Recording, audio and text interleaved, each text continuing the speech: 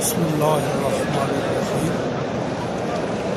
مجھے امیر المجاہدین حضرت علامہ مولانا عزیزم خادم حسین رضوی اور ان کے ساتھیوں کی ضمانت پر رہائی کی خبر اس وقت ملی جب مسجد نبوی شریف میں بعد نماز ظہر حضور کے زیر سایہ موجود تھا۔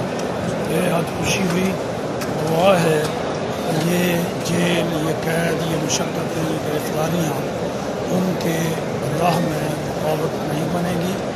پہلے سے زیادہ ہمت اور محنت کے ساتھ، دلیری جرأت کے ساتھ وہ تحفظ ناموس رسالت کی خاطر اور عقیدہ ختم نبوت کے تحفظ کی خاطر میدان عمل میں اتریں گے اور بڑھ چڑھ کر اپنی خدمات انجام دیں گے۔ ہماری دعائیں ان کے ساتھ ہیں۔ لبیک لبیک یا رسول اللہ۔